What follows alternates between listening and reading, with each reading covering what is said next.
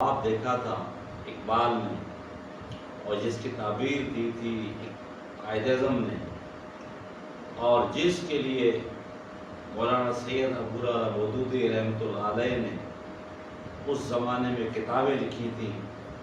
مقالے لکھے تھے اور آرٹیکل لکھے تھے، اور اقبال سے اور قائد اعظم سے اس زمانے میں ملاقاتیں بھی رہیں، تو وہ پاکستان جو ہے اس قوم کو میسر نہیں ہوا۔ 8 سال تک یہ پاکستان بغیر آئین اور قانون کے چلتا رہا،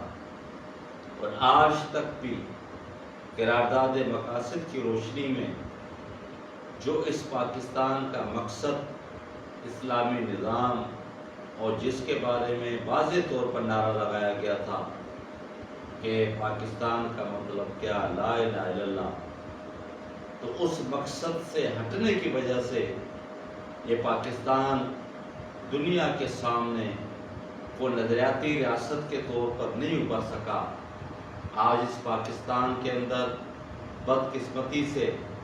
جو ٹولے حکومتی سطح پر مسلسل قابض ہوتے آ رہے ہیں، وہ صرف اپنے ذاتی مفادات کے لیے، اپنے خاندانی مفادات کے لیے، اپنے برادریوں اور قبیلوں کے مفادات کے لیے کام کرتے رہے، فیصلے کرتے رہے، اور یہ لوگ پارلیمنٹ کو، سینٹ کو، قومی اسمبلی کو اور صوبائی اسمبلیوں کو اپنے ذاتی مطلب اور مفادات، اپنے خاندانی مطلب اور مفادات کے لیے استعمال کرتے رہے، اور پاکستان میں لوٹ مار کا بازار گرم کرتے رہے۔ یہاں کا تعلیمی نظام تباہ کر دیا، عدالتی نظام تباہ کر دیا، صحت کا نظام تباہ کر دیا، ٹرانسپورٹ کا نظام تباہ کر دیا، اور ہر طرح کا جو ایک انفراسٹرکچر ہے، پورے کا ڈھانچہ انہوں نے اڑا کے رکھ دیا، اور آج یہ پاکستان IMF کی قرضوں میں جکڑا ہوا ہے۔ پاکستان کے بچے کا بال جو ہے وہ گروی رکھا ہوا ہے، اور پاکستان کے تمام اہم شعبہ جات جو ہیں وہ گروی رکھ دیے گئے ہیں۔ یہ ملک جہاں پر سونا، چاندی، تانبا، لوہا، کوئلہ، یورینیم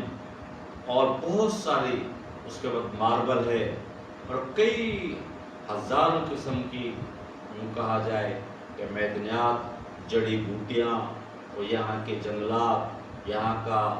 بہترین آبپاشی نظام، اور یہاں کی 4 موسمیں، اور ہر طرح کے فصل، اور بہت بڑے بلند اونچے برف پوش پہاڑ، پانی کے بہت بڑے ذخائر کے باوجود بھی، انہیں ہر طرح کی نعمت کے باوجود بھی یہ بدقسمتی سے پاکستان ہر طرح سے پیچھے رہ گیا ہے۔ اس کی وجہ فقط یہ ہے کہ اقربا پروری ہے، کرپشن ہے، بدعنوانی ہے، ذاتی مفادات ہیں، نہ عوام اجتماعی طور پر جو ہے وہ کوئی صحیح فیصلے کرتی ہے کہ صحیح قیادت کو منتخب کر کے صوبائی اسمبلی میں، سینٹ میں یا قومی اسمبلی کے اندر بھیجا جائے، اور نہ جہاں سے منتخب ہونے والے لوگ جو ہیں وہ ملک اور قوم کی بہتری کے لیے سوچتے ہیں۔ تو میرا آخری پیغام یہ ہے کہ اس ملک کو اگر بحران سے نکالنا ہے، ان تمام سنگین مسائل سے نکالنا ہے،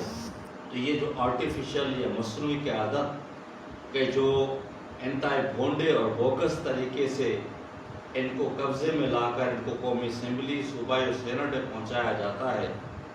تو یہ سسٹم ختم کیا جائے، متناسب نمائندگی کا نظام رائج کیا جائے، فیئر اور فری الیکشن کرائے جائے، اور قوم کو اپنی مرضی کے اچھے اور بہترین لیڈر چننے کا موقع دیا جائے، اور یہ ملک دیانتدار، ایماندار، نیک، شریف اور بہت اعلیٰ کردار کے افراد کے ہاتھوں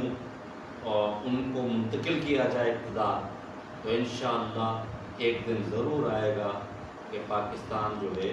وہ دنیا میں ایک بہت بڑی طاقت اور اسلامی اور خوشحال ریاست بن کر ابھرے گا۔ اور اسی لیے اسی کے بارے میں سید عبداللہ مودودی رحمۃ اللہ علیہ نے کہا تھا کہ ضرور ایک وقت آئے گا کہ پاکستان جو ہے وہ اپنی منزل کو حاصل کرے گا، اور ہم امید رکھتے ہیں کہ آنے والے وقتوں میں یا آنے والے دور کے اندر جو ہے عوام بھی صحیح فیصلے کریں گے، ریاستی ادارے بھی صحیح فیصلے کریں گے، عدالتیں بھی صحیح فیصلے کریں گی، سیاستدان بھی صحیح فیصلے کریں گے، حکومتیں بھی صحیح فیصلے کریں گی۔ تو انشاءاللہ جب ملکی مفاد میں، عوامی مفاد میں اور وہ نظریاتی بنیادوں پر فیصلے ہوں گے، اور اسی کو ہم آگے بڑھا کر آخری بات یہ کرنا چاہیں گے کہ جب تک یہ ملک اسلامی بنیاد پر جو ہے اس کا ڈھانچہ نہیں بنایا جائے گا اور اسلامی نظریے کے اوپر اس کو نہیں چلایا جائے گا، قرآن و سنت کی روشنی میں نہیں چلایا جائے گا، تو یہ ملک کبھی بھی ترقی نہیں کر پائے گا۔ تو اللہ تعالیٰ سے دعا ہے کہ جس مقصد کے لیے ملک بنا تھا اور اسی مقصد کے حصول میں